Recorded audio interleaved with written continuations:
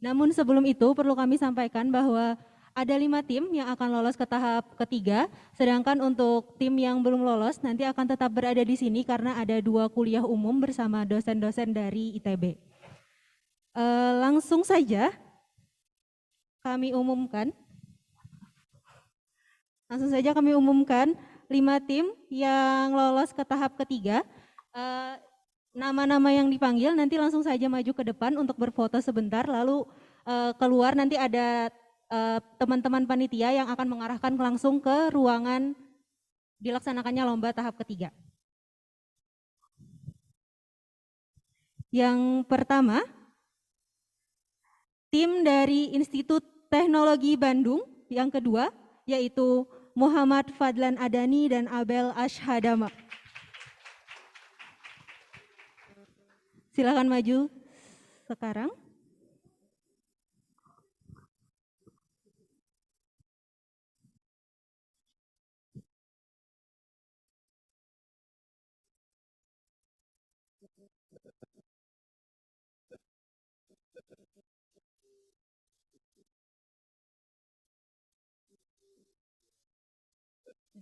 Lanjut ke ruang 5.1 ya, di depan.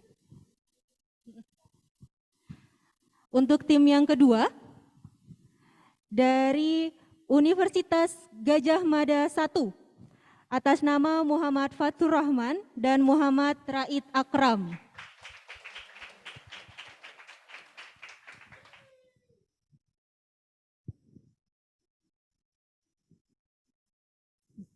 Silakan berfoto dulu.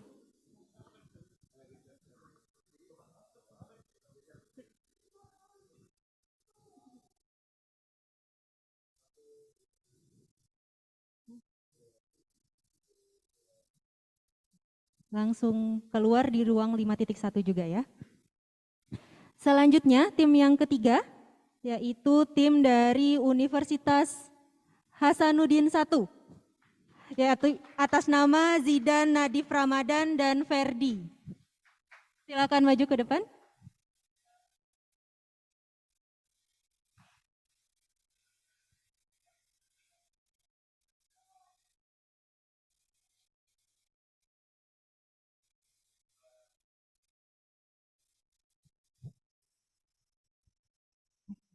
Lanjut nanti di ruang 5.2 ya.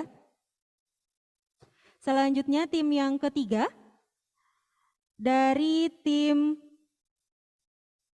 Universitas Indonesia 1 atas nama Azam Labib Hakim dan Muhammad Shikovila.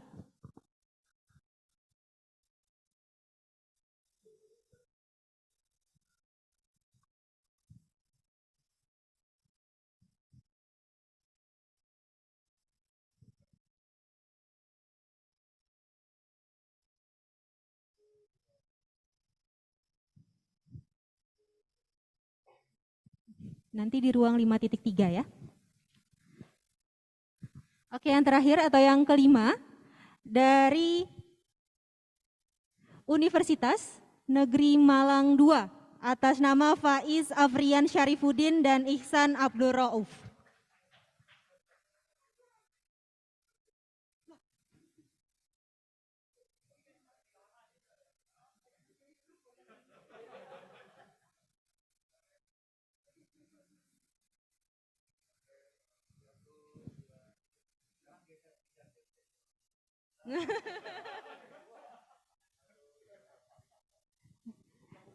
Oke, nanti di ruang 5.4 ya.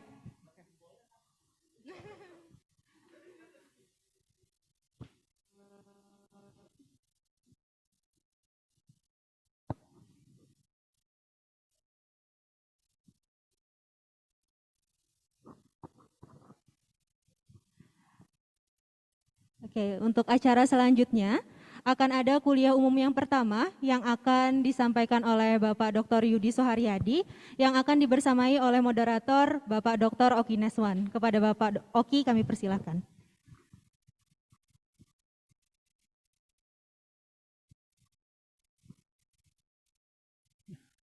Ya, oke.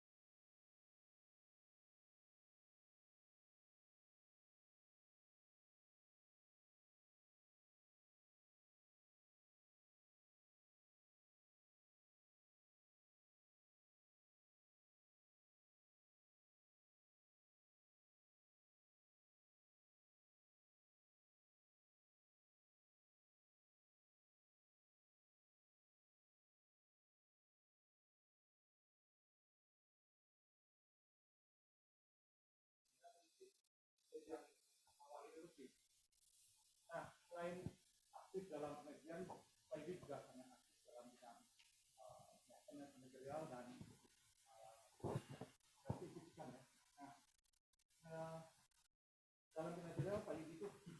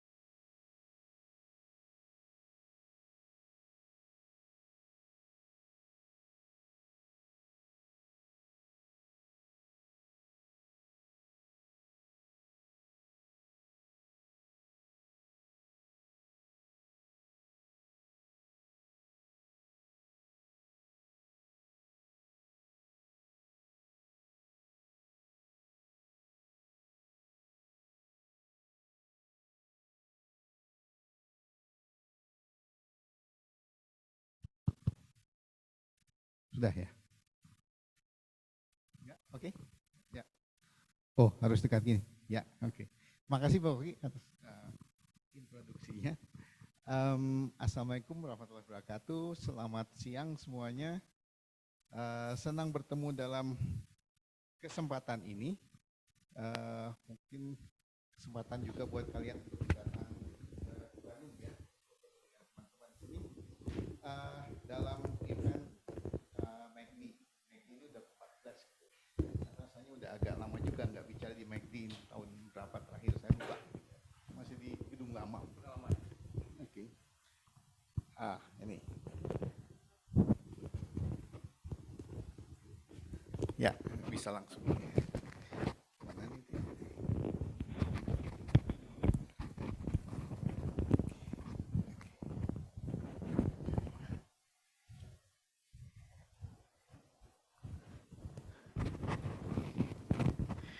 Oke, walaupun waktunya tidak terlalu mendung ya, habis makan siang-siang enaknya kan, apalagi di ruang dingin begitu enaknya tidur memang ya. Apalagi mesti bicara tentang infinities lagi, walah gimana ya. Oke, oh ya, kalau enggak ya nunjuk aja di sini. Oke, nah semester kemarin saya ngajar kuliah, jadi intro ke apa namanya algebraic curve ya. Jadi saya juga baru belajar lagi ada infinity yang lain selain yang ada yang kita sering pelajari, infinity-nya Cantor, infinity-nya dari yang lain dari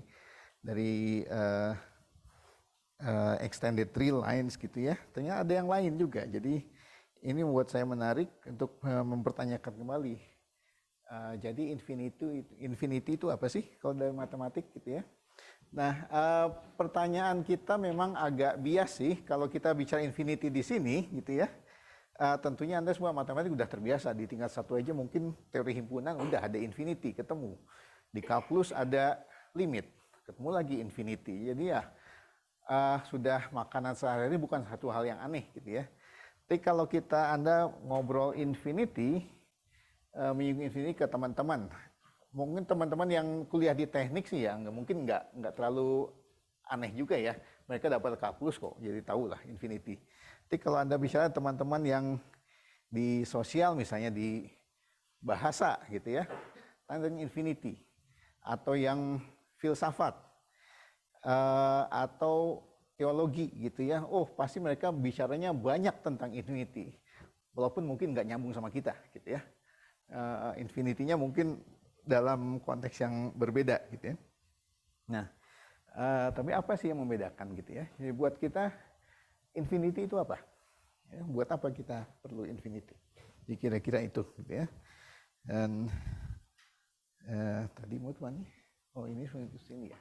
Oke, infinity terus buat saya infinity ini setahun terakhir nggak usah setahun terakhir jadi ini ada yang kenal ininya Spotify ya.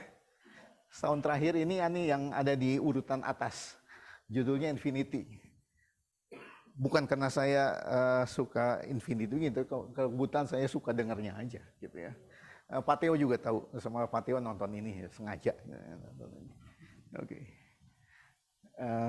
Terus bahkan Infinity ini diadopsi oleh Kamindo ya, komunitas di analisis geometri. Memang ini suatu yang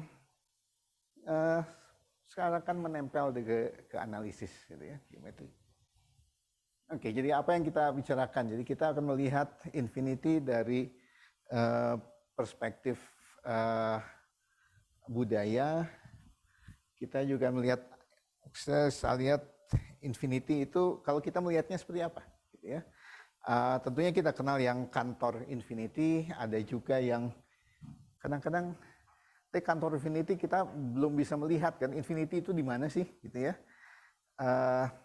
Dengan stereographic projections kita bisa melihat infinity ada di mana gitu ya. Tapi gimana kita bisa merepresentasikannya gitu ya. Nah, kita perlu alat-alat. Salah satunya yang kita bisa melihat infinity secara lebih eksplisit adalah menggunakan koordinat homogen. Ini kita bicarakan sebentar. Jadi penutupnya ya, kira-kira itu yang kita. Nah, disclaimer lagi gitu ya. Ini saya nyusun ini sambil iseng-iseng main-main dengan chatbot. Jadi bagian dari ini saya sambil ngobrol sama chatbot. Ini apa sih ya. Jadi disclaimer kalau ada yang ngaco-ngaco mungkin dari chatbotnya ya, bukan saya. alasan, cari alasan dulu. Oke. Lanjut. Nah, ini chatbot. Saya nggak belajar ini kok. Oke, langsung ya, lanjut. Terima kasih. Nah, jadi saya cerita tentang bias terhadap infinity itu ya. Buat kita itu sudah sehari-hari gitu ya. Tapi buat orang lain, bicara tentang infinity itu seakan-akan sesuatu yang misterius gitu ya, suatu sacred kadang-kadang ya. Kalau dari orang-orang filsafat ya, mulai dari zaman Platonik itu di luar matematik orang tidak mendefinisikan infinity itu apa, ya. Kadang-kadang mendeskripsikan sifat infinity itu apa, tapi tidak pernah didefinisikan. Ya. Beda dengan matematik. Platonik itu menganggap infinity itu ada.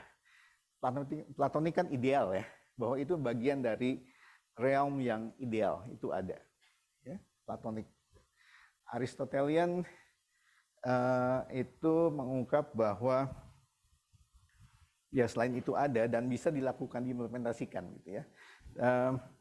Aristotelian yang sebetulnya ya kalau bicara infinity kita secara matematik kita mesti bicara juga dengan infinitesimal ya, karena itu dual. Kebalikannya, 1/infinity jadinya infinitesimal, sepertinya itu konsepnya. Aristotelian yang membagi tak hingga kali itu dimungkinkan ya. Jadi itu dasar ke sains, dasar juga untuk ada yang pernah lihat sejarah matematika tentang rumus lingkaran oleh Archimedes? Ya, lingkaran terus dikuliti, ya, dikuliti jadilah ternyata bentuknya jadi segitiga. Ya, jadi dikuliti itu apa? Dikuliti tak hingga kali.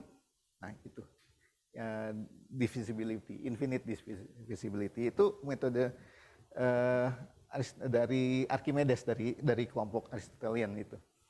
Nah, walaupun ceritanya berhenti sampai situ, setelah itu orang meninggalkan itu, metode itu. Entah kenapa ya, itu kemudian Euclid dengan geometri. Jadi geometrinya ya jauh dari konsep infinite itu. Baru dimulai lagi konsep indivisibility lagi setelah Newton Leibniz itu kelompok menuju kalkulus ceritanya. Bacon kita nggak bisa banyak.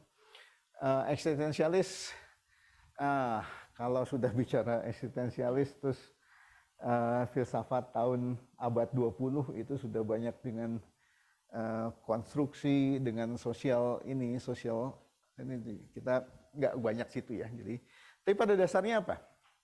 Bahwa infinity itu berhubungan dengan pengalaman manusia, realitas itu suatu yang di atas realitas fisik, ya, jadi di atas gitu.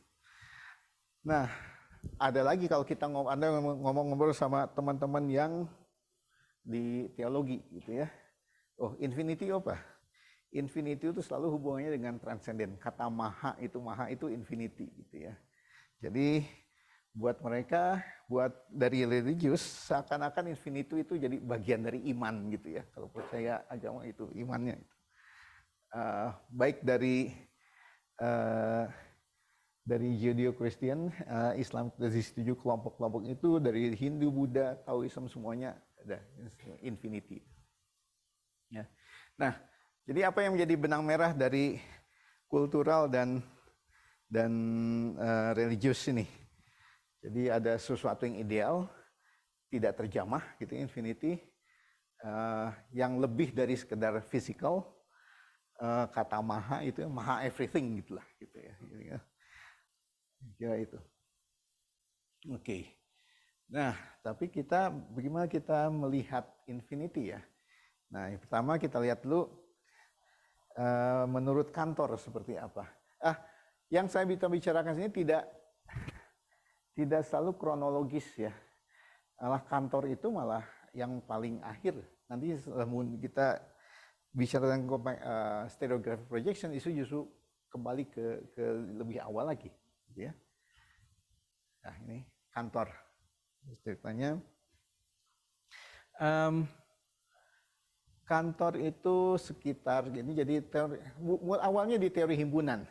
Cantor itu muridnya Kronecker gitu ya.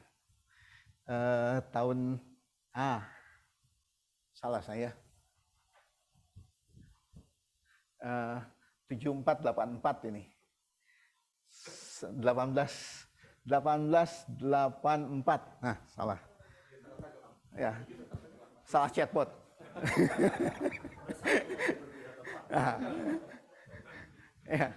Nah, seakan-akan jadi yang teori himpunan Cantor itu membuka Pandora box, segala macam muncul dari sana, jadi monster-monster keluar dari situ. Ya. Munculnya dari sesuatu yang sederhana ya, bagaimana kita membandingkan dua himpunan, gitu ya, mana yang lebih besar. Konsep yang dipakai bukan sederhana, jadi bandingkan korespondensi satu-satu. Ini konsep kardinalitas awalnya ya. Kita belum bicara itu ya, kardinal aja. Jadi kardinalnya sama kalau punya korespondensi satu-satu. Nah kemudian, apa yang berkorespondensi satu-satu dengan bilangan asli, gitu ya? Karena dari himpunan bilangan aslinya, himpunan bilangan asli diturunkan dari teori himpunan Cantor, ya, dikonstruksi. Ya. Apa yang berkorespondensi satu dengan itu? Banyak. Dan itu adalah himpunan Taihingga yang pertama, disebutnya himpunan terbilang. Ya. Nah, ini yang munculnya tuh dari sini. Muncul nggak? Nggak ada apa. Ini aja, teorema Cantor ini. Ya. X ini, PX ini himpunan kuasa. Tanda ini adalah istilahnya didominasi, artinya X itu berkorespondensi satu-satu dengan proper subset dari ini. Ya, itu. Oke. Nah, jadi bahwa himpunan selalu didominasi oleh power setnya. Jadi kalau begitu apa? Kalau begitu, kardinalnya pasti berbeda antara set dengan power setnya. Kalau begitu lagi, nah kalau ini sudah tahingga, ini juga mestinya tahingga. Tapi tahingganya mestinya yang lebih besar lagi. Nah kalau begitu tahingganya jadi banyak. Nah, kita bisa membuat set, power set. Dari power set ini di power set lagi. Ini berarti power set lagi. Terus jadi kita dapat power set gitu ya. Dan itu akan semuanya tahingga.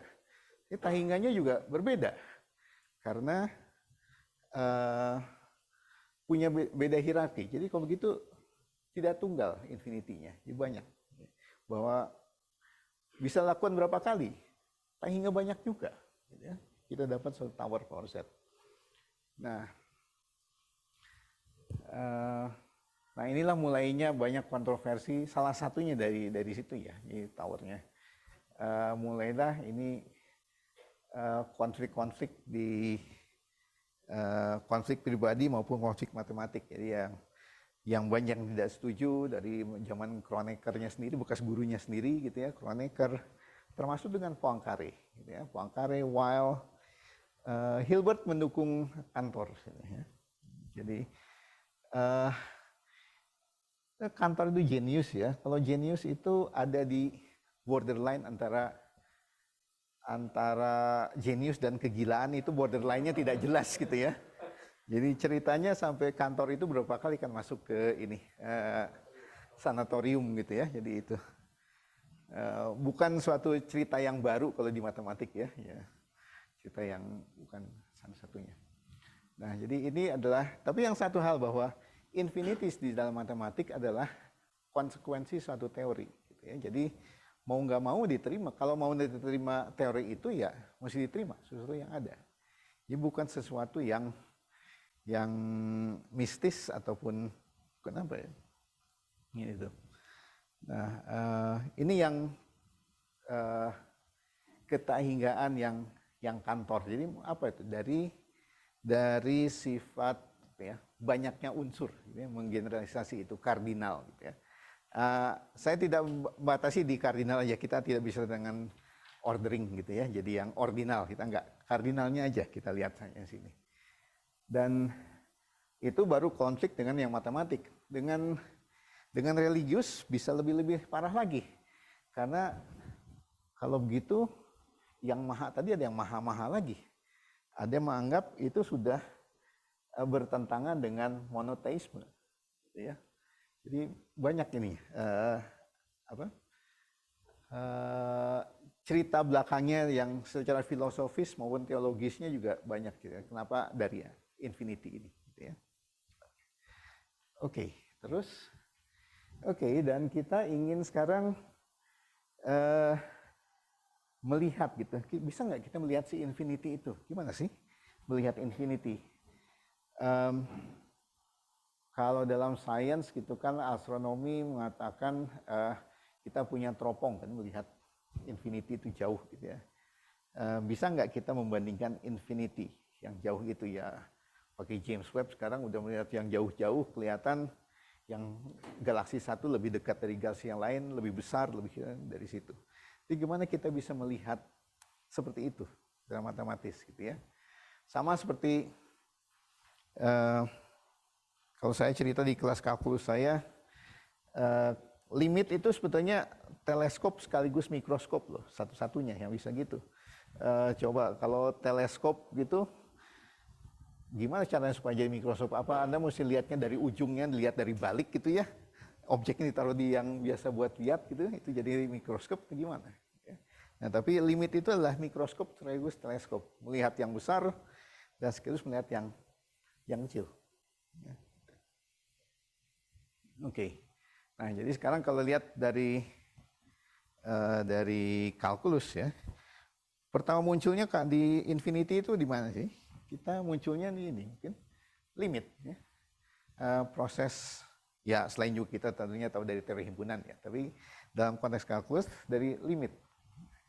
Limit sesuatu yang membesar tanpa batas gitu ya. Nah, ada yang menganggap sebagai bilangan maupun ada yang bukan bilangan ya. Tergantung konteksnya, dianggapnya udah 17 tahun ke atas atau masih belum gitu ya. Biasanya kalau kalkulus kita menganggapnya infinity itu lambang. Ya. Lambang yang kalau muncul itu harus disertai oleh limit untuk menyatakan proses membesar tanpa batas itu. Dalam konteks yang lebih lanjut gitu ya, yang di S2 kita bekerja dengan extended real gitu ya. Nah, itu yang saya bilang udah 17 tahun ke atas itu yang kuliah di S2 gitu ya. Jadi kita menganggap si infinity sebagai bilangan. Nah, itu lebih dekat ke kita. Nah, ingat kalau ada yang pernah, kalau masih di tingkat awal, menulis 1 dibagi tahingga sama dengan 0 gitu, terus dapat coretan besar gitu kan, cross besar gitu ya. Ya, itu bukan minus berapa gitu ya, tulisan gitu ya. Jadi itu, jadi yang bedanya infinity 17 tahun ke atas dan yang belum. Ya. Jadi sebagai bilangan atau tidak. Oke. Nah, walaupun bukan memasukkan infinity ke situ bukan tanpa komplikasi juga. Komplikasinya kalau di infinity hanya sebagai lambang gitu ya, kita bekerja hanya dengan angka. Dengan angka aritmetiknya itu bagus itu kan satu field ya, komutatif, asosiatif segala macam, ada inverse segala macam gitu ya. Begitu infinity masuk, berantakan semuanya gitu ya. Karena infinity tanpa infinity ya infinity gitu ya. Fieldnya hilang gitu ya. Jadi kita memasukkan infinity ke situ bukan tanpa pengorbanan gitu ya. Jadi ada yang dibuang juga gitu ya. Beberapa exclusions, perkecualian. Nah, itu.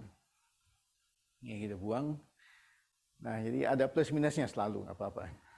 Nah, gimana kita bisa memvisualisasikan infinity itu ya. Oke.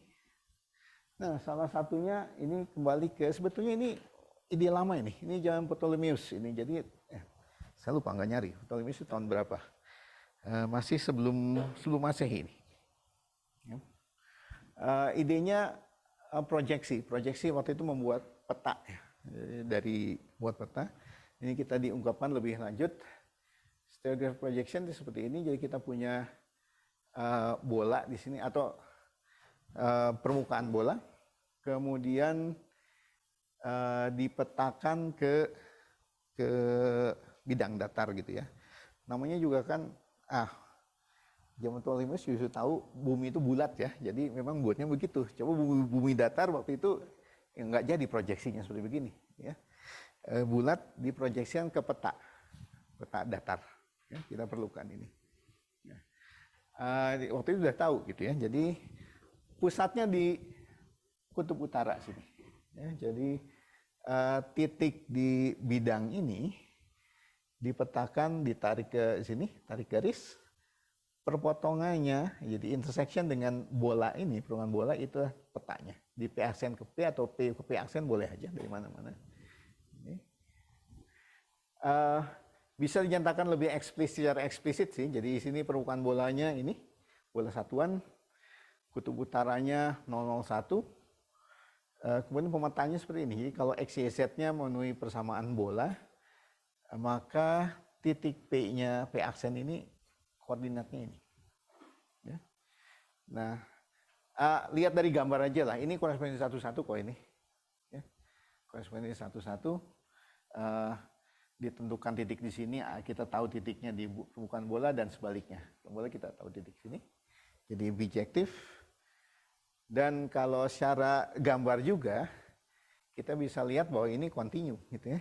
Titik yang dekat-dekat, petanya juga dekat-dekat. Asalnya dari, atau yang dekat-dekat sini berasal dari titik yang dekat juga di permukaan bola. Jadi kontinu.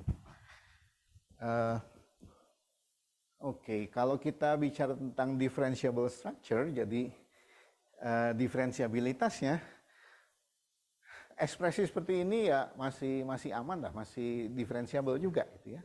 Jadi itu sebenarnya lebih dari sekedar kontinu tapi diferensiable. Berapa kali banyak kali gitu. Jadi lebih lanjut P-nya itu diffeomorphisme gitu ya. Nah, cuma sekarang tadi ini dari sini dibuang dulu nih, kutub utaranya dibuang. Ini dapat ini. Nah, sekarang coba kita perluas sekarang. Kalau kutub utaranya dimasukkan, kemana dia pergi? Sana. Itu yang kita sebut sebagai si infinity. Jadi kita melihat sekarang infinity-nya adalah ini. Jadi permukaan bola ini, termasuk kutub utaranya, itu akan mewakili bidang dengan infinity. Ya. Kalau kita mau hanya melihat garis saja, garis real dengan infinity-nya, ya nggak usah buat lingkaran aja. Ya. Di lingkaran ini, dan bahkan gimana kalau bola di permukaan bola dengan dimensi lebih tinggi, bisa juga. Gitu ya. Tambah komponen di sini. Ya. Jadi permukaan bola di lebih tinggi, Sn dikurangi 1 titik kutub, ini Rn gitu ya, Rn min 1. Oke, jadi kita tambah 1 titik ini menjadi suatu diffeomorphism, tapi dengan infinity-nya ya masih termasuk gitu ya. Nah, ini lanjut. Oke, dan ini bisa kalau matematik hobinya ya, gimana kalau kita perumum? Kita perumum ini. Jadi ini pada topologi, ruang topologi kita kerja dengan kompaktifikasi. Apa itu kompaktifikasi? Kita tambahkan 1 unsur, kita sebut infinity, ini jadi kompak gitu ya, dengan cara tertentu. Ini one point compactification, artinya seperti tadi contohnya, mula-mula permukaan bola tidak tanpa kutub, ditambahkan kutubnya jadi kompak. Gitu ya. Nah itu aja yang aneh ya. Kalau bidang itu tidak kompak, besar. Gitu ya. Tapi begitu ditambahkan si infinity-nya, jadi kompak. Kenapa bisa jadi begitu? Ya si infinity kan sebetulnya limit dari barisan-barisan yang membesar tanpa batas itu, misalnya yang divergen maksudnya. Ya begitu dimasukkan titik limitnya, jadi konvergen. Ya. Jadi karena itu jadi kompak seperti itu. Itu juga yang agak counterintuitif di situ, bahwa dalam representasi seperti ini dengan ditambahkan infinity justru jadi kompak. Kita lihat, nah dengan cara ini kita melihat bahwa infinity itu bisa terintegrasi dalam sistemnya ya, jadi dalam. Oke, dan juga infinity itu apa? Kita nggak tahu, sesuatu yang kita tambahkan aja ke situ. Ya. Nah, ini saya sedikit tentang koordinat homogen gitu ya. Apa itu koordinat homogen ya? Nah, kita ingin infinity itu bisa dinyatakan dalam koordinat yang berhingga tidak. Tadi juga ada si n, si ininya sebetulnya di koordinat dari kutub itu. Tapi kita lihat lebih. Ada yang perlu lihat ini koordinat homogen. Ya, ini kalau belajar tentang kurva di ruang projektif, gitu ya. Kita memperkenalkan apa yang disebut sebagai koordinat homogen. Jadi semuanya ingin kita proyeksikan ke bidang ini sebetulnya, ya. Nah, jadi kita perkenalkan apa itu koordinat homogen. Jadi sekarang semua garis yang melalui 0 sini ya, pandang semua garis melalui itu akan diwakili oleh satu koordinat. Ya. Kecuali titiknya sendiri ya, gitu ini. Diambil titik di R3 gitu, titiknya ABC, kemudian mau diproyeksikan ke sini, caranya adalah normalisasi. Misalkan C-nya tidak 0 gitu ya. Kalau C-nya tidak 0, ini normalisasi, dapat titik di sini. Normalisasi. Jadi semua titik di R3 kecuali titik 0 dan C-nya tidak 0 bisa diproyeksikan ke sini. Jadi diwakili oleh satu titik garis ini. Jadi kalau bekerja dengan abstraknya pemetaan identifikasi gitu ya. Garis diidentifikasi oleh satu titik. Ada masalah. titik-titik di sini gimana? Di bidang. Masalahnya C-nya 0. Jadi kita tidak bisa menormalisasi dengan C. Ya. Oke. Kalau gitu misalkan kan ini tidak bisa semuanya 0 ya. Bukan titik 0. Jadi kalau C-nya tidak 0, kalau C-nya 0, ya mungkin AB-nya tidak 0. Kita ambil salah satu ya. Misalnya A-nya tidak 0 ya. Normalisasi berdasarkan A-nya itu. Jadi kita dapat ini 1, ininya 0, katakanlah 1S. Ya. Kita dapat ini. Ya, kemudian ada lagi yang 0. Gimana kalau A-nya juga 0? Jadi hanya B-nya yang tidak 0. Ya. Normalisasi juga kita dapat bentuk ini. Ya, ada 3 tipe sekarang. Saya agak salah di sini. Ini C-nya ini mesti 1 nih. Ya. Jadi kita ada 3 tipe di sini. Tipe yang ini, yang katakanlah AB1, jadi bidang Z1. Kemudian ada 1S0, 1S0 jadi vektor ke sana. Ya. Salah, S0 ke sini. Jadi ini vektor, bisa dianggap vektor di bidang XY. Kemiringannya S, itu kan gradien. Ya, kemiringannya S. Kemudian ada lagi 0, 1, 0 yang sana. Vektor sana. Oke, nah jadi koordinat homogen itu adalah pasangan ABC, gitu ya. Itu bentuknya. Ya. A, B ini 1, gitu ya. Dan 2 bentuk ini. Nah, ini titik Euclidean di sini. Karena ini berkorespondensi dengan AB, titik AB aja di R2. Ya. Dan ini tambah 2 tipe ini. Dan ini untuk semua A, B, dan S. A, B, dan S ini, ya, jadi ada banyak. Jadi kalau digambarkan lebih lanjut, apa yang kita dapat? Lanjut sedikit. Nah, kira-kira begini. Oke, jelaskan dulu sedikit tentang persamaan garis dalam koordinat homogen. Biasa sih sebetulnya mx tambah ny tambah tz sama dengan sesuatu ya, 0. Ya.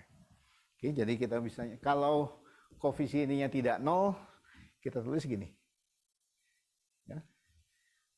Atau yang kalau y-nya koefisiennya 0, kita hanya tinggal punya x-nya atau bentuk ini. Ya, jadi 3 di situ. Kemudian, nah, proyeksikan ke Z1. Artinya substitusikan Z-1. Dapat ini. Ini persamaan garis. Slope kemiringannya S. Ini gesernya. Ya. Atau ini garis tegak. Ya. Di bidang Z1. Jadi kita lihat gambarannya seperti gini. Ini garis-garis yang sejajar sini. Kemiringannya sama, S. Beda gesernya aja, TI. Ini 3 garis. Ini jadi 1 sini. Ini seperti limiting point-nya gitu ya. Ini point infinity-nya. Jadi ini apa ini? Ini tidak lain 1S0. Jadi ini tipe-tipe yang 1S0 ini di sini. Garis ini juga, ini 1S berapa sini? 0. Nah yang tegak, ini bentuknya 0, 1, 0. Jadi strukturnya agak lebih rumit di sini, infinities. Tapi ini semua infinities. Ini line at infinity. Kira. Jadi ini struktur yang agak berbeda, infinity-nya. Oke, nah misalnya ini sifat-sifat Euclidean yang biasa bisa kita bawa ke projektif ini. Ini yang kita lihat biasa. Misalnya, pasang garis di bidang projektif sekarang berpotongan tepat di satu titik. Ini yang nggak ada di Euclid, maaf. Yang di Euclid kita ini dulu sebenarnya. Ini yang sifat yang baru. Ya. Nah, buktinya 3 gambar ini. Ya. Ini garis yang misalnya kalau dia sejajar di sini, berpotongannya di infinity yang ini. Sejajar S-nya sama. Kalau berpotongan di sini ya jelas ini kan dari Euclid kan. Ada satu berpotongannya. Ini juga satu berpotongan di infinity ini. Yang ketiga, gimana kalau dua garis itu satu garis yang biasa, satu garis yang infinity. Tapi ini akan berpotongan di sini. Satu titik juga. Jadi sepasang garis berpotongan di satu titik. Ini aneh. Kemudian yang ini teorema di Euclid ini sih ya. Dua titik menentukan satu garis secara tunggal. Ya. Oke, saya pakai pinjamnya ya. Dua titik di ini. Dua titik di Euclidean, ya itu teorema Euclid. Ya. Kemudian dua titik, satu titik di sini, satu titik di infinity. Garisnya ada tunggal. Ya. Kalau dua titik di infinity, ini garisnya, line at infinity, tunggal juga. Ya. Nah jadi ini yang kita dasarnya untuk apa yang kita sebut sebagai koordinat homogen itu ya. Dan yang menarik di sini apa ya? Saya menggunakan ini untuk seperti merekonstruksi secara sejarah karena ada orang dari zaman ini sudah menemukan konsep garis singgung gitu ya. Padahal garis singgung itu kita hitung kamarnya dengan ini ya, dengan kalkulus itu baru bisa Tapi bagaimana menggunakan ini kita bisa menghitung yang namanya intersection number untuk mendapatkan garis singgung. Itu bisa dilakukan. Jadi garis singgung zaman Yunani dulu begitu bisa menghitungnya. Jadi ini bagian dari apa ya, kuliah seperti sejarah, merekonstruksi apa yang diketahui dulu dan lihat dari sudut modern. Oke. Ya, dah terakhir. Oke, jadi balik lagi. Infinity itu, ya kelewatan 5 menit, udah defisit salah chatbot. Oke, jadi kita lihat sih infinity dalam matematika ternyata tidak cuma satu ya. Waktu saya baru belajar tentang infinity yang kantor itu sebenarnya cuma satu. Tapi ternyata dalam banyak teori, infinity diperlukan untuk seperti melengkapi teori itu. Ya, jadi itulah konsekuensi dari teori. Jadi diperlukan sebagai. Jadi masih misterius nggak sih atau mistik nggak infinity? Saya buka itu mah bukan sesuatu yang harus sesajen dipakai menyan gitu kan ya. Jadi kalau Anda belajar sini, belajar teorema muncul infinity, ya itulah infinity. Oke. Kalau sudah mungkin terakhir. Oke, jadi itu infinity and beyond ya bolehlah. Ya. Oke, Buzz Lightyear. Oke, terakhir terima kasih ya, gitu. Infinity terima kasih. Ya, terima kasih banyak Pak Yudi. Ya, kita masuk ke sesi tanya jawab. Silakan kalau ada yang ingin bertanya, acungkan tangannya. Kayaknya pertanyaan beyond infinity. Iya. Itu beyond infinity, itu infinity and beyond itu.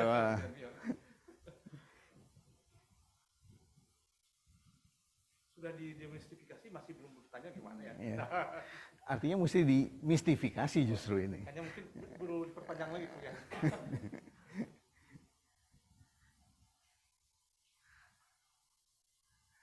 Wah, kalau gitu saya bertanya deh. Jadi, ya, boleh? mangga. Jangan susah-susah. Bukan nanya itu muji. Tadi kan kita kan mulai pagi bahwa ya, kita melakukan demistifikasi ya. Jadi konsep infinity itu masuk dalam satu hal yang ya dalam universe dari matematik. Kalau begitu kan harusnya seluruh penata ya harus ada masuk dalam universe dari matematik. Kan asalnya harus ada suatu struktur, ya, harus ada operasi ya. Nah, ada nggak itu ya? Jadi apakah kita melakukan ada operasi yang saya tadi nggak sempat cerita itu yang tentang yang tadi itu si infinity jadi punya koordinat itu 1S0 dan 010 itu ya. Nah dengan itu kita bisa buktikan misalnya, ini gampang sih sebetulnya, kita tunjukkan bahwa asimtot sama misalnya 1/x gitu ya, dengan asimtotnya itu berpotongan di infinity. Itu bisa. Kemudian kita bisa menghitung orde gitu. Ordenya apa? Orde kan dalam pengertian kalkulus modern ya, orde penekan aproksimasi, orde aproksimasi. Itu bisa kita hitung dari situ. Jadi kita dengan teori apa ya, aproksimasi kita growth order gitu ya, kita berdasarkan orde aproksimasi kan intinya. Itu bisa kita ungkapkan lewat ini.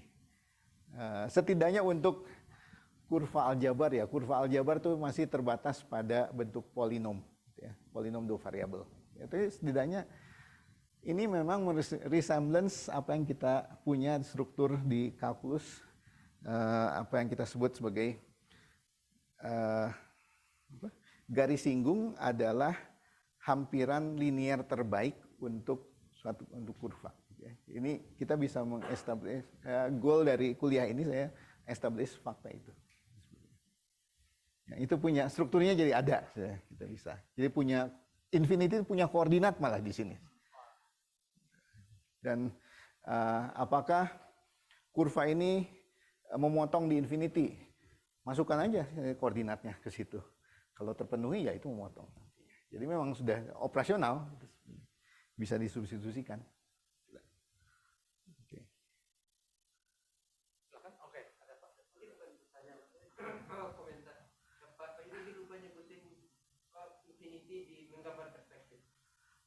Infinity menggambar perspektif ya, ya betul. Pak Rizal ini spesialisnya justru ini, mestinya ya. Algebraic geometrinya. Okay. Boleh. Mungkin supaya menambah rasa barangkali ya untuk apa yang Pak Yudi sudah ceritakan ini, teman-teman tahu nggak apa yang dilakukan oleh Euclid melalui buku Elementary? Pernah dengar buku itu? Belum ya, itu termasuk salah satu buku yang paling sering dibaca oleh umat manusia ya. Oke. Nah jadi apa yang dilakukan oleh Euclid dan di Elements adalah dia menuliskan 5 buah aksioma yang diterima sebagai sebuah kebenaran, dan dari 5 hal itu dia membangun seluruh teori matematik. Oke. Jadi teori apapun yang ada, teorema apapun yang ada pada saat itu, Pythagoras, kemudian all kind of stuff, itu dibuktikan melalui 5 hal itu. Nah kemudian orang mulai bertanya-tanya, kalau dibuang salah satu aksioma tersebut, what do we get? Oke. Nah salah satu aksioma yang penting di dalam itu adalah 2 buah garis yang sejajar tidak berpotongan. Jadi begitu kita berbicara dengan 2 buah garis yang sejajar, kita nggak boleh bicara titik potong, kita nggak boleh bicara itu restricted. Betul ya? Nah, apa yang dilakukan di sini adalah what if we throw away that axiom? 2 buah garis yang sejajar bisa berpotongan. Berpotongan di mana? Sebelah sana. Jadi infinity-nya harus diperkenalkan dalam situ. Tadi Pak Yudi juga menyebut tuh, ada harga yang harus dibayar. Begitu dimasukkan ke dalam situ, either we get a new geometry, or we have a new structure in mathematics. Really fun. Ya kan? Lalu kita kemudian mencari di situ apa yang bisa kita lakukan. Nanti ya teman-teman, nada itu permainan yang terjadi terus-menerus dalam dunia matematik. Ya. Apa kaitannya dengan itu? Wah, kalau teman-teman tanya kaitannya dengan alam ini, salah satu tadi saya bilang aksioma yang paralel ya.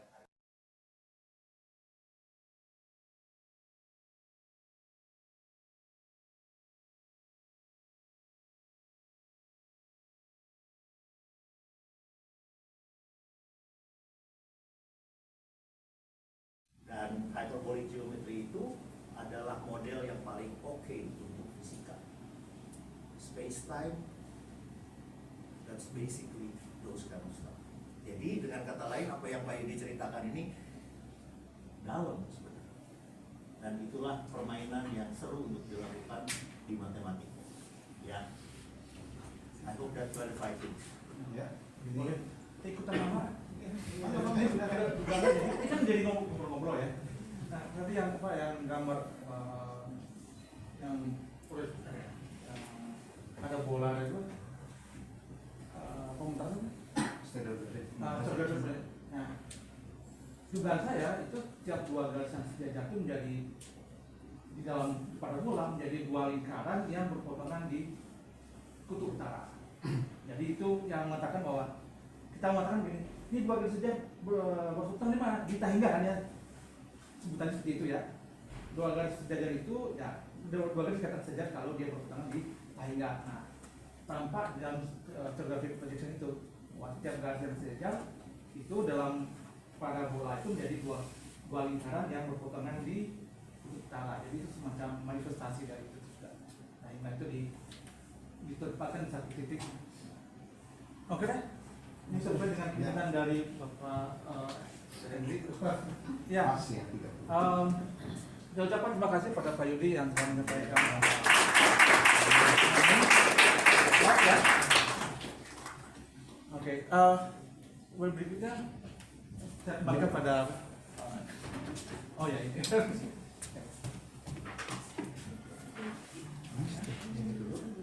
Oh ya.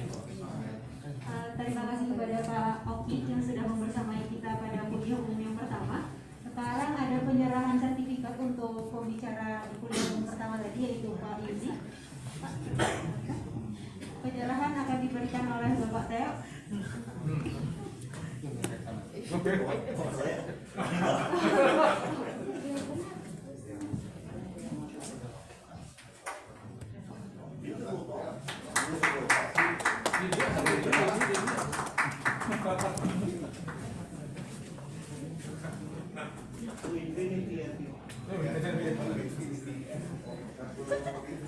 Satu, dua.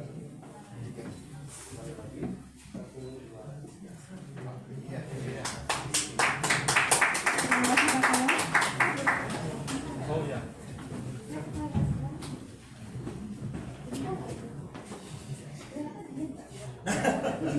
Sambil menunggu Bu Ika, mungkin untuk Pak Yudi mengakhiri kuliahnya mestinya dengan ini ya, infinity tambah infinity adalah 16.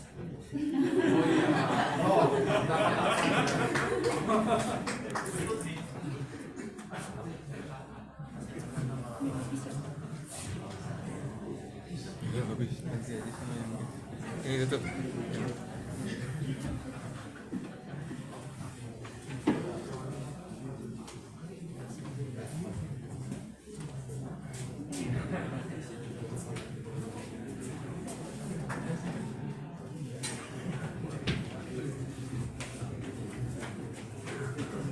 Hadirin yang berbahagia, selanjutnya adalah kuliah umum yang kedua akan disampaikan oleh Ibu Dr.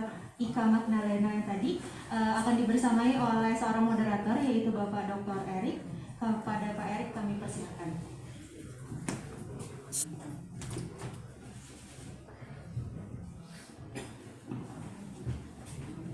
Ya, selamat sore Bapak Ibu semua.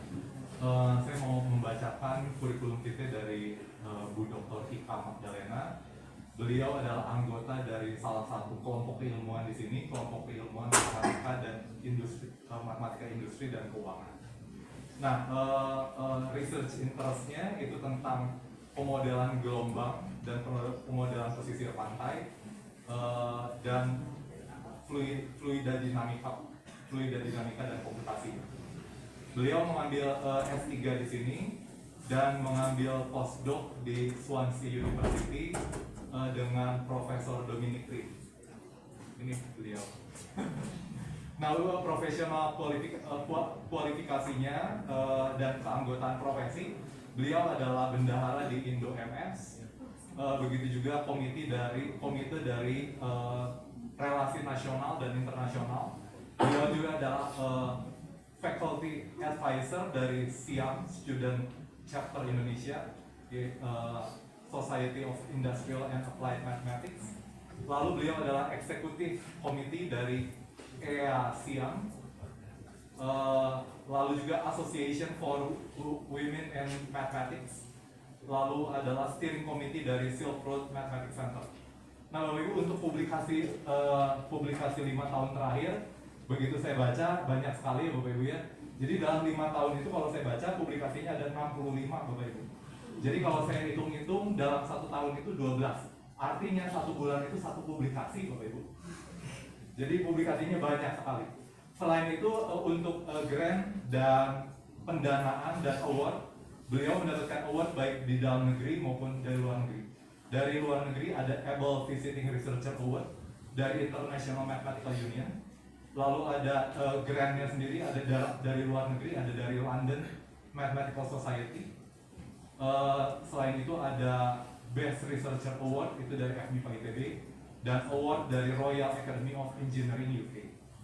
Nah, udah gitu conference yang diikuti juga banyak, tidak perlu saya sebutkan satu-satu, dan beliau juga banyak sebagai keynote speaker. Nah, tanpa panjang lebar, saya persilakan Bu Dr. Ika Magdalena untuk memberikan presentasi.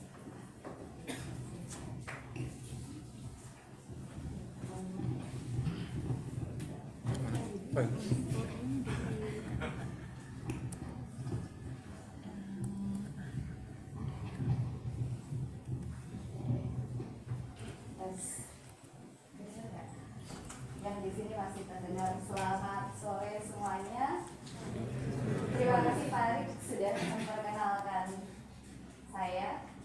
Sebelum saya mulai presentasi saya hari ini, saya ingin mengucapkan terima kasih kepada Ketua Panitia, kepada seluruh panitia dan anggota KK Analisis dan Geometri ITB yang telah mengundang saya dan memberikan kesempatan saya untuk berbagi cerita pengantar liburan kalian. Jadi kan sebentar lagi UAS, kemudian liburan. Kalau kalian liburan ke pantai, mungkin akan dapat ide-ide dari sini.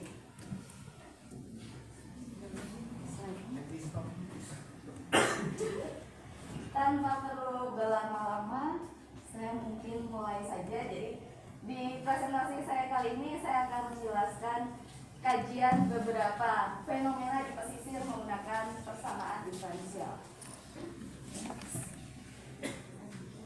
Ini aja dicolok ya. Jadi, oh ya, di sini.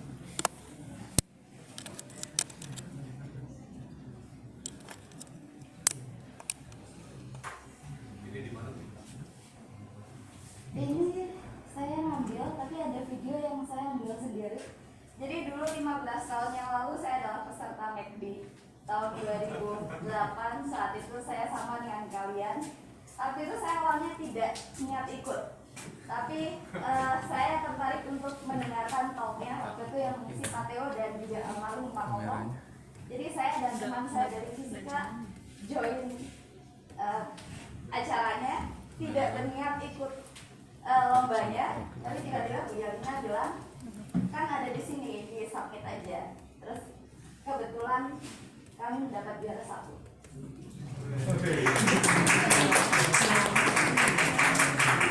Kebetulan ada ya. Kebetulan ada ya. Tapi beneran daftarnya waktu itu satu kelompok 3 orang zaman itu. Kami cuma berdua, jadi memang tidak berniat ikut lombanya. Jadi kenapa kalian kalah? Tanpa niat. Jadi yang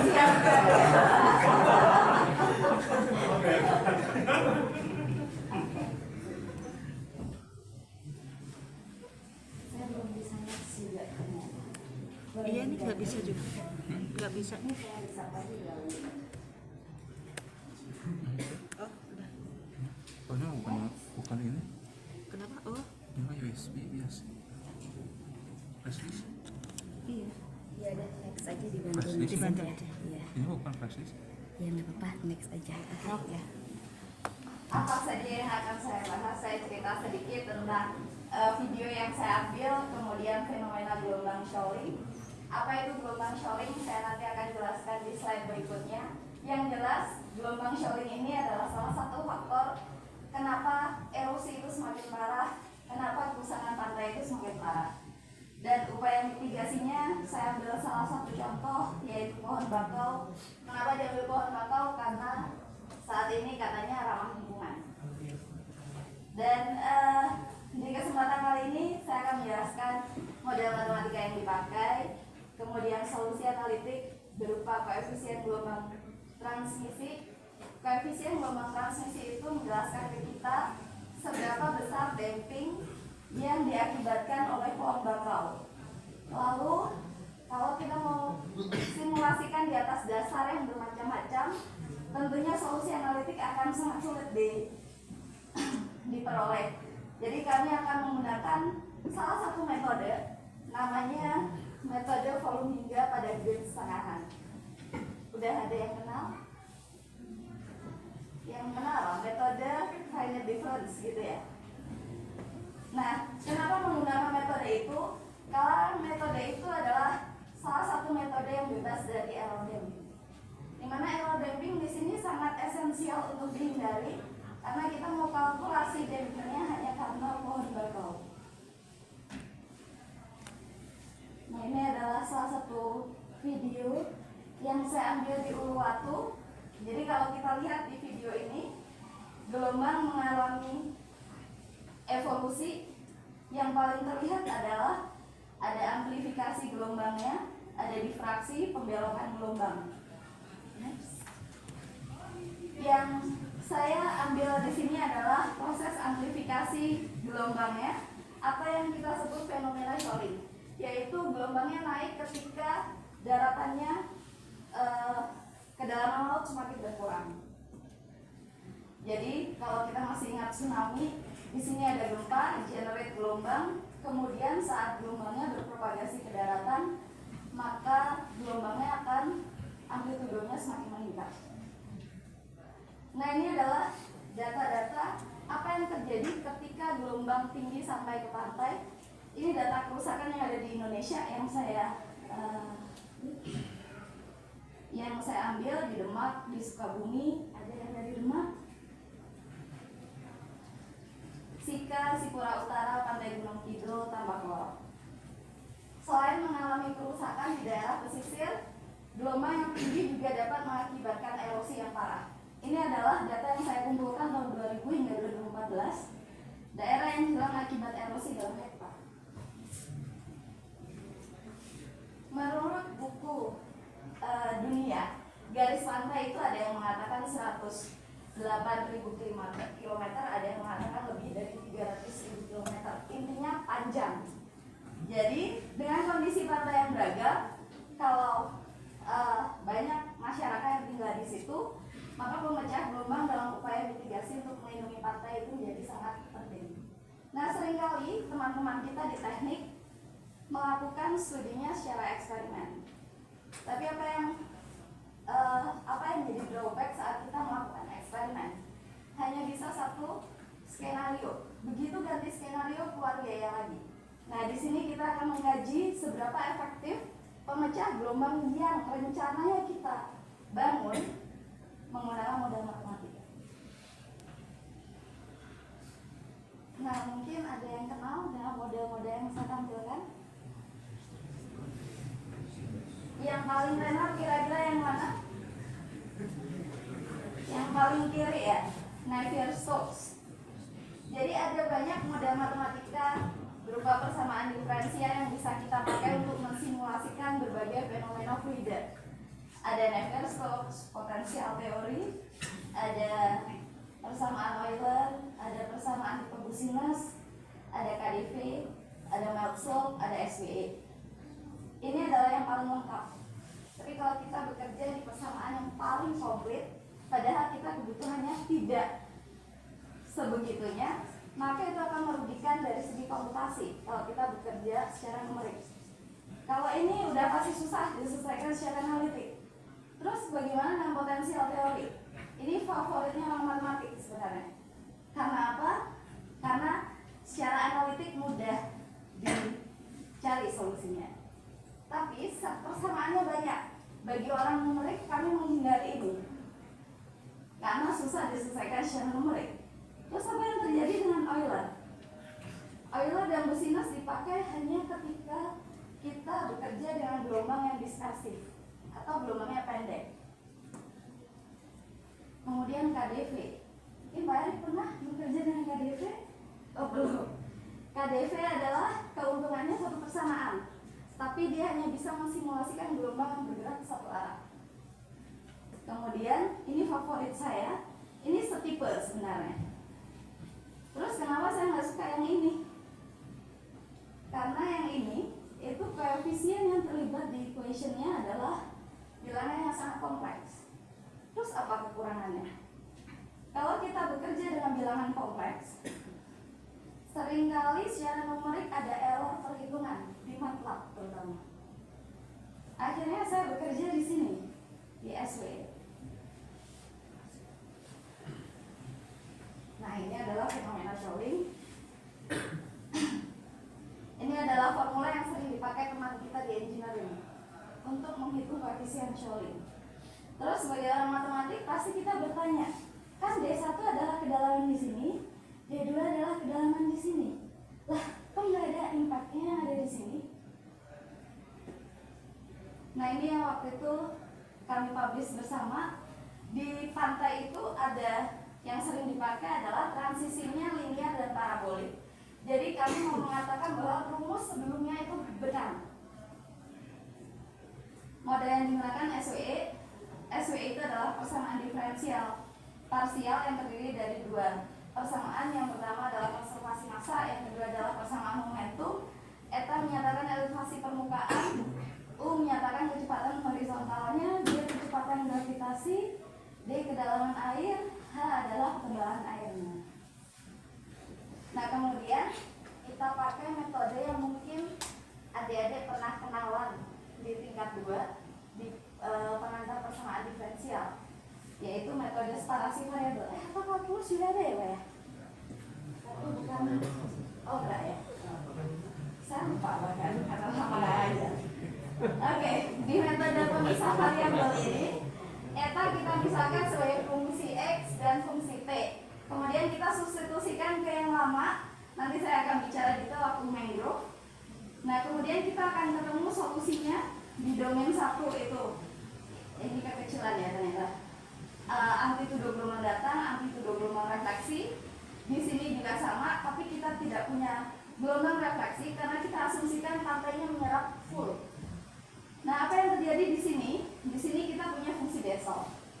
Karena ada yang fungsi linearnya. Nah, terus goal kita adalah mau mencari koefisien gelombang Shawling karena kita mau mengatakan yang dipakai orang engineering benar. Di sini kita pakai karena ada titik discontinuity di 2 poin tadi, kita pakai matching conditionnya sehingga kita peroleh solusi ini. Di mana koefisien gelombang Shawlingnya itu bergantung pada beberapa variabel, kedalaman di daerah yang dalam, lebih dangkal, dan L-nya. Lalu kita bertanya seberapa besar peran L-nya. Nah ini kita plot bersama-sama. Kajiura itu adalah rumus yang dipakai teman kita di engineering. Ada 2 transisi yang saya pakai, parabolik dan linear. Kalau kita lihat di sini, ternyata memang daerah transisinya tidak punya pengaruh yang signifikan. Jadi memang boleh dipakai langsung bahwa koefisien Shawling yang menyatakan amplifikasi gelombangnya itu dari rasio H2 dan H3 ini. Nah ini kemudian kami menggunakan modelnya untuk mengkonfirm fenomena tsunami Aceh tahun 2004. Jadi katanya gelombang datang dengan tinggi 1 meter sampai di pesisir itu 0,7 meter. Ini kita pakai data topografi real dan kita lihat di sini sekitar 4,7 tinggi gelombangnya. Lalu kita cerita tentang seberapa efektif pohon bakau kalau kita pasang di pesisir. Gitu. Masih sama, kita pakai metode modelnya masih sama. Ini kalau 1 blok pohon bakau, kemudian bagaimana kalau kita punya 2 blok. Jadi nanamnya dipisah. Kira-kira menguntungkan atau tidak. Jadi yang jadi pertanyaan, apakah lebar antar blok ini punya pengaruh? Modelnya sama, masih persamaan dangkal, tapi di daerah yang ada pohon bakaunya kita pasang 2 tipe gaya. 1 gaya gesek, yang kedua adalah difusi. Lalu dengan metode separasi variabel, eta dimisalkan sebagai berikut, fungsi X dan E pangkat I omega T. Kenapa dimisalkan seperti ini? Ini hanya valid ketika kita mengatakan gelombangnya monokromatik. Akan gagal saat kita punya gelombang tipe lain. Kemudian disubstitusikan ke model yang awal, ternyata kita punya persamaan diferensial biasa order 2. Jadi semua tahu solusinya ya. Ini solusi dari persamaan yang ini. Jadi eta dan U ketemu. Kemudian di domain 2 juga sama, yang berbeda adalah koefisien di depan A2X-nya. Di sini kita sebut bilangan gelombangnya. Bilangan gelombangnya tidak hanya bergantung pada wave frekuensi ataupun kedalamannya, tapi juga bergantung pada gaya geseknya. Begitu juga saat kita punya model yang difusi. Dengan cara yang sama kita akan peroleh semua solusi analitiknya di setiap domain untuk eta dan U. Goalnya tadi apa? Mencari koefisien gelombang transmisi untuk tahu dampingnya berapa. Nah ini yang pertama, kita pasang sama continuity untuk eta dan fluxnya. Lalu kita akan peroleh koefisien gelombang transmisinya seperti ini. Tenang, ini bisa dihitung di MATLAB ya. Jadi kalian tinggal substitusi. Nah, lalu kita penasaran dengan solusi numeriknya. Kenapa kita perlu solusi numerik? Kan udah ada analitik.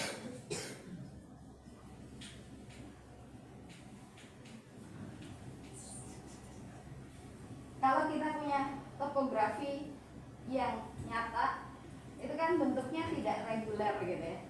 Dan itu akan sulit untuk dicari solusi analitiknya. Jadi kita bangun skema model numeriknya. Di sini kita menggunakan metode volume hingga pada grid setengahan. Keuntungannya tadi sudah saya sebutkan yang pertama, yaitu free dari error damping. Yang kedua, kalau dilihat dari sini, arrangement gridnya, U itu harus dipasang di grid setengah, eta dipasang di grid full, D dipasang di grid full, H dipasang di grid full. Jadi U size-nya akan NX plus 1, eta size-nya NX. Jadi kalau kita punya persamaan yang couple tadi, kalau kita mengatakan atau issue boundary, maka dengan kita punya eta dan U di titik yang berbeda, kita tidak punya isu tentang well post problemnya. Jadi di sini ini adalah bentuk diskrit dari konservasi masanya, tapi kita tidak punya nilai H di titik setengah. Kita bisa hampiri dengan berbagai macam tipe. Rata-rata paling mudah. Ada limiter. Di sini saya pakai upwind. Kenapa? Karena lebih logis secara fisiknya. Jadi kalau gelombangnya bergerak ke kiri, saya pakai info dari kanan. Kalau gelombangnya bergerak ke kanan, saya pakai info dari kiri. Nah ini adalah skema numerik untuk momentumnya. Tapi ada yang aneh. Eta dihitung di R plus 1. Kenapa? Bagi yang sudah mengambil PDP, FTCS diimplementasikan di semua persamaan transport, maka unstable. Jadi saya memodifikasi ini sehingga kalau kita turunkan syarat kestabilannya dari analisis von Neumann, kita akan beroleh modelnya stabil bersyarat. Nah ini sama, kita tambah gaya gesek, saya nggak mau nambah restriction di stability-nya, jadi saya pasang implicit. Tapi ini susah banget kalau kita mau hitungnya implicit. Jadi oke, saya korbankan, saya turunkan syarat kestabilan yang baru. Oh iya. Terus saya simulasikan. Yang pertama kasusnya tanpa vegetasi. Karena kita tahu solusinya ya kalau kita punya gelombang tinggi 1, ini 0,1 merambat tanpa berubah bentuk.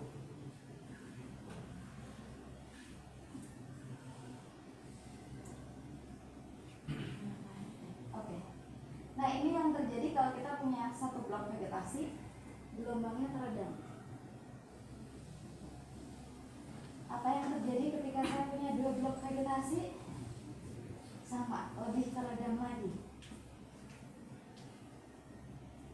Lalu sebagai orang numerik, pasti kita berkata, ya gitu model saya sudah betul, kita akan bandingkan dengan solusi analitiknya karena kebetulan ada.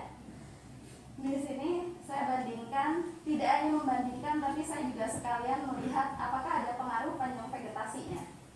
Jadi di sini semakin panjang vegetasinya, maka KT-nya, koefisien gelombang transmisinya semakin kecil, artinya dampingnya semakin besar. Demikian juga dengan kalau kita menggunakan model yang difusi. Ini juga sama. Saya mau melihat apa pengaruh besar dari koefisiennya, baik koefisien yang gesekan maupun yang difusi. Ketika koefisiennya 0, KT-nya 1, artinya tidak ada reduksi apapun sesuai yang kita harapkan. Terus ini kalau dilihat, bahkan kalian mungkin susah mengenali mana yang akhirnya saya bentuk, satunya dash line, satunya yang solid line. Terus pertanyaan selanjutnya, kalau kita punya 2 blok, lebar antar bloknya berpengaruh atau tidak? Pasti kalian tertipu yang kiri, oh berpengaruh gitu ya. Itu zoom in, jadi ini harusnya zoom out-nya. Jadi tidak berpengaruh lebar antar media berporinya. Jadi entah kalian bangun masing-masing di sini atau digabung, mereka hanya peduli seberapa lebar media berporinya. Terus ini kami bandingkan dengan eksperimen di Swansea. Saya ambil datanya tahun 2018. Ini ada wave makernya, kemudian beberapa pengukur gelombangnya di 7 titik. Di sebelah kanan wave absorbernya. Nah ini adalah artificial vegetasinya pakai bambu. Lalu kita bandingkan model dan eksperimen, hasilnya cukup baik. Tapi ketika kita pakai difusi di sisi kanan, ini sangat kurang. Kenapa? Karena yang sisi kanan ini udah termasuk gelombang pendek. Seperti yang saya katakan tadi, bahwa untuk gelombang pendek ataupun dispersi, model ini tidak cukup baik. Sehingga kami memodifikasi modelnya. Kemudian kita extend ke 2 dimensi. Sama, hanya ada tambahan sumbu Y, masih sama, ada gaya gesek difusi. Lalu kita coba simulasikan. Waktu itu saya 2 tahun lalu rasanya saya masih di Demak, sekarang pindah ke Kalimantan. Tahun ini 2 site, satu lagi Halmahera. Ini topografi realnya. Terus kemudian kita lihat di sini ada reduksi gelombangnya. Lalu kita bandingkan dengan data lapangan. Errornya cukup kecil, kurang dari 5%, di mana model numerik dapat mensimulasikan dengan baik fenomena reduksi gelombang karena pohon bapau.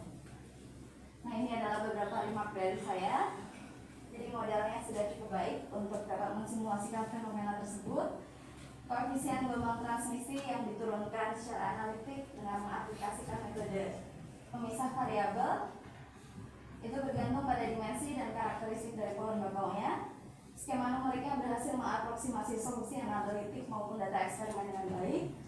Koefisien gesekan dan difusi, panjang media berpori mempengaruhi koefisien transmisinya. Semakin besar koefisien dan semakin lebar media berporinya, maka dampingnya semakin besar. Dan yang terakhir, ini yang tadi saya katakan bahwa jarak antar vegetasi tidak mempengaruhi nilai KT. Itu saja dari saya. Terima kasih. Saya harusnya lepas tadi. Ya Bapak Ibu, mungkin ada yang mau bertanya kepada Wika Magdalena tentang penelitiannya yang 1 bulan 1 publikasi Bapak Ibu. Enggak, itu karena Pak, karena stres itu saya. Awal-awal enggak kan? Oh gitu ya. Karena di TPB itu kayak. Ada Bapak Ibu yang mau bertanya mungkin?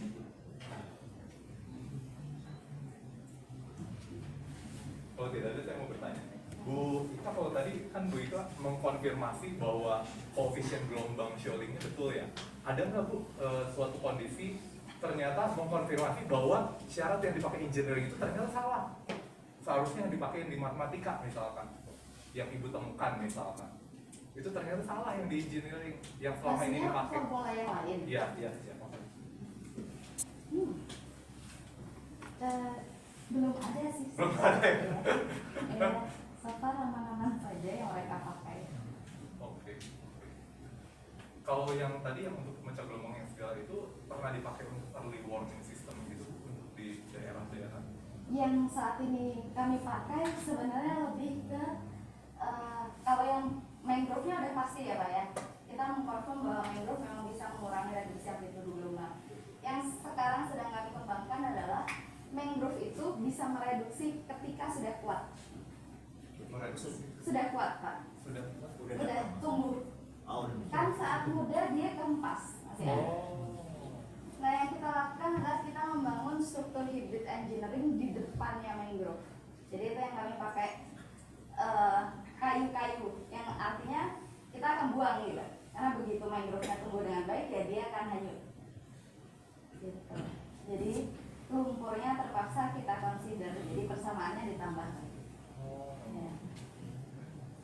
Ini yang kalau mangrove-nya sendiri sih udah kami pasang dengan baik karena pasti mereduksi. Nah paling di satu daerah yang menjadi challenge-nya adalah kan ada banyak tipe pohon bakau. Satu challenge-nya adalah dia bisa tumbuh. Begitu bisa tumbuh, kita biasanya ambil dulu. Ini mereka kirim beberapa itunya untuk menghitung gesekannya berapa.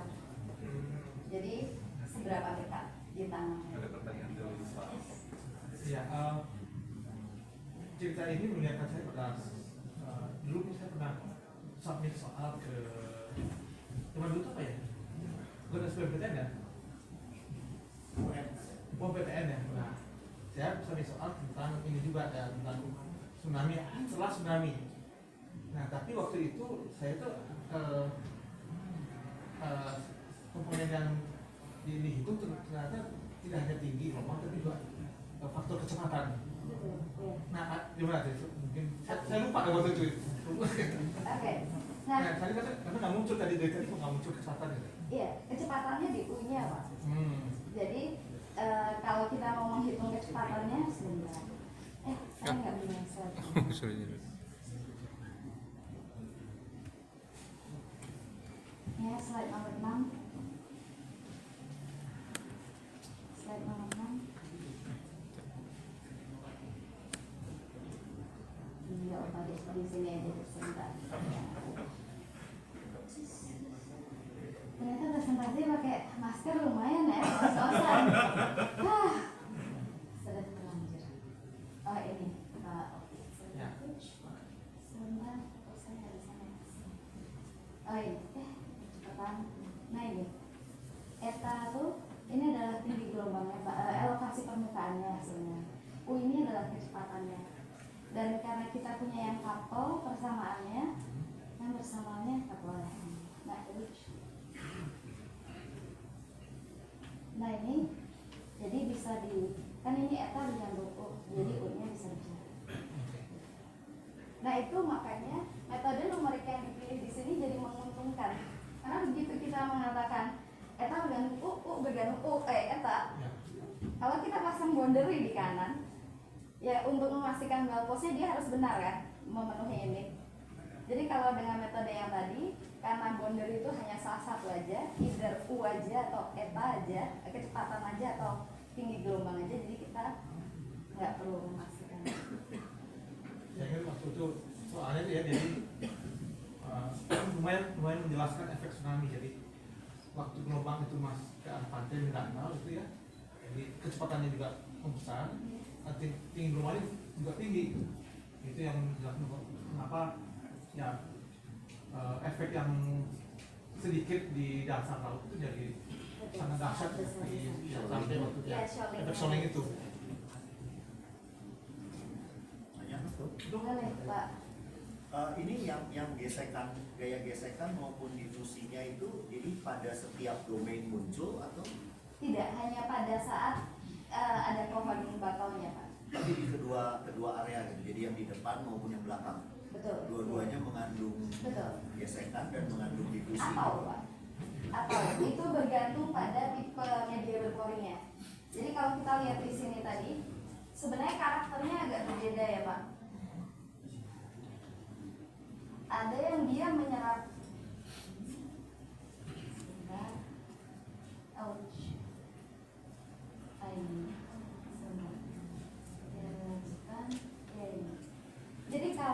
dia reduksinya itu bentuknya akan seperti ini, kita akan menggunakan model gesek Pak.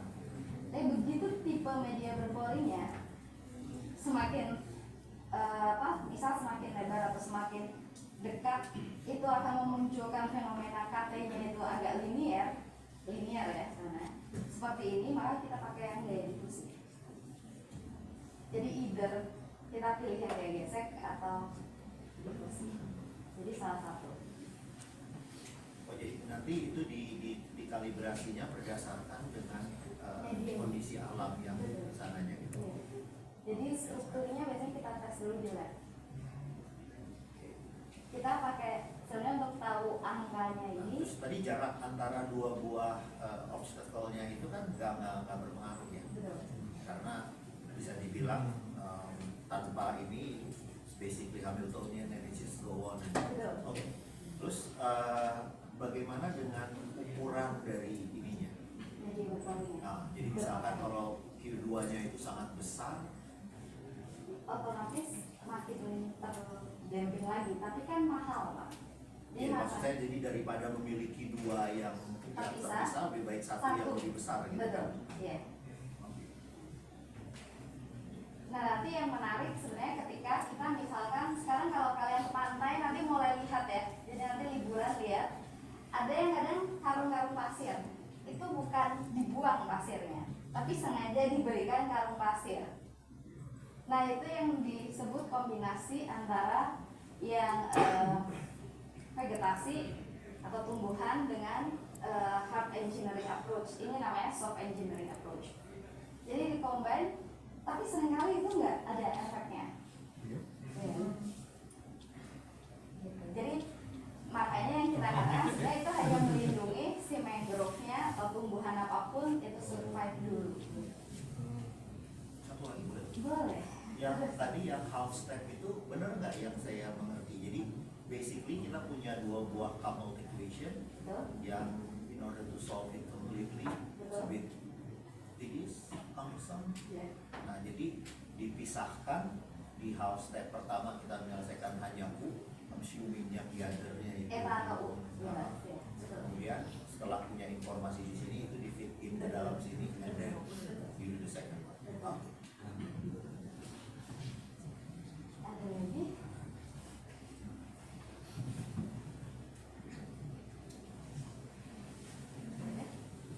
Aman?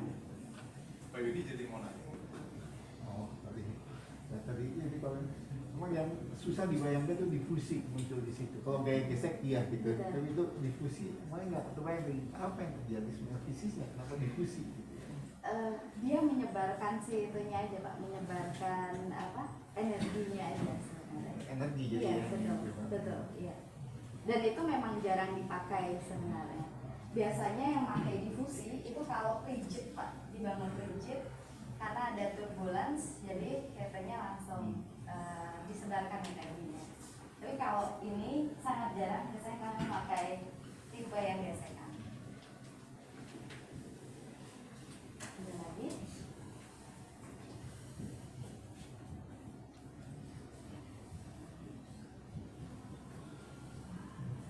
Oke, Bapak Ibu, kalau tidak ada yang ditanyakan lagi, kita beri applause pada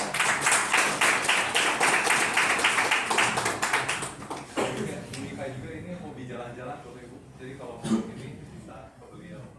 Kalau jalan-jalan kalau ya Pak. Jalan kaki. Iya kayaknya enggak sih dari mana kelihatan.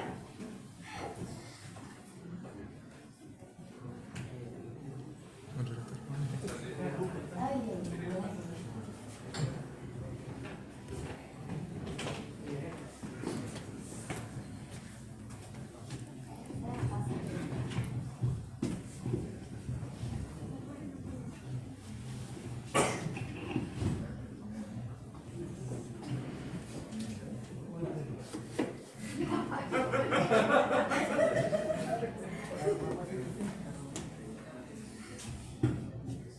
Selanjutnya ada penyerahan sertifikat untuk Ibu Dr. Ika Magdalena kepada Pak Del. Kami mohon untuk penyerahannya sekali lagi.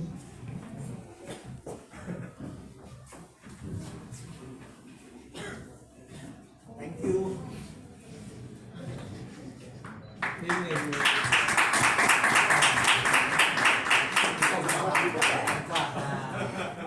Ini ya tadi. Ya. Nanti saya bicara, kamu yang banyak.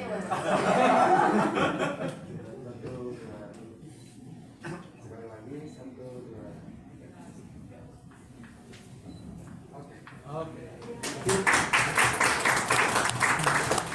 Terima kasih Pak Teo. Untuk selanjutnya akan ada break sebentar sekitar 30 menit untuk teman-teman yang ingin melaksanakan sholat asar. Dipersilahkan. Sampai jam 4. Ya, oh sampai jam 4. Oke, breaknya akan sampai jam 4. Nanti jam 4 akan kembali lagi ke ruangan ini karena akan ada presentasi dari 5 tim terbaik yang sedang lomba sekarang di depan Dewan Juri nanti. Jadi kita semua akan menyaksikan bersama-sama presentasi dari 5 tim tersebut. Sebagai informasi di luar di sebelah kiri kalau kita keluar dari ruangan ini ada beberapa stand dari ITB Press dan juga KKP ITB, di mana di situ ada beberapa buku yang bisa teman-teman lihat untuk dapat dibeli dan juga souvenir-souvenir dari ITB. Sekian dulu informasi dari kami. Teman-teman dipersilahkan untuk istirahat terlebih dahulu. Nanti jam 4 atau jam 16 kita berkumpul kembali di ruangan ini. Terima kasih. Wassalamualaikum warahmatullahi wabarakatuh.